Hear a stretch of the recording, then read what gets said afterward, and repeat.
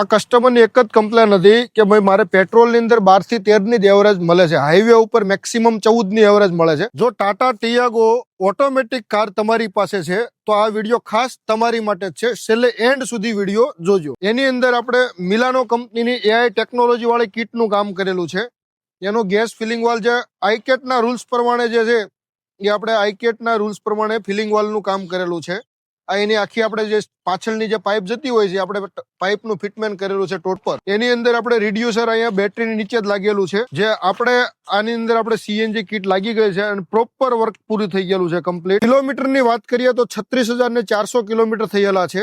એની અંદર સ્વિચની વાત કરીએ તો આખી આ ટાઈપની આપણે સારામાં સારી લુક વાળી સ્વિચ મળતી હોય છે.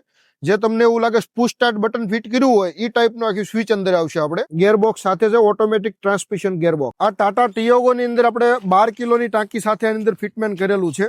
એ પણ તમે જોઈ શકો છો બૂટ સ્પેસ કેટલી મળે છે. 12 કિલોની ટાંકી લાગ્યા પછી તમને મેક્સિમમ આની અંદર જગ્યા વાપરવા મળશે. આ કસ્ટમરની એક જ કમ્પ્લેન હતી કે ભાઈ મારે પેટ્રોલની અંદર 12 થી 13 ની જ એવરેજ મળે છે, હાઈવે ઉપર મેક્સિમમ 14 ની એવરેજ મળે છે. તો આની અંદર તમને સીએનજી કરાવ્યા પછી પેટ્રોલની કરતા તમને 1.5 ગણી સીએનજી ની અંદર માઇલેજ થતી હોય છે.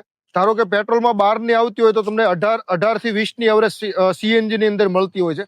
જો 14-15 ની એવરેજ તમને પેટ્રોલની અંદર મળતી હોય તો તમને 22 થી 25 સુધીની સીએનજી ની અંદર માઇલેજ મળી શકે છે. આની અંદર તમારી પણ જો પાસે કોઈ ટાટાની ગાડી હોય કે મારુતિની કાર હોય, ઓટોમેટિક કાર હોય, કોઈ પણ ના પાડતા હોય કે આની અંદર સીએનજી ન થાય તો મારુતિ ઓટો ગેસ ચેલેન્જ સાથે તમને ફિટિંગ કરીને આપશે.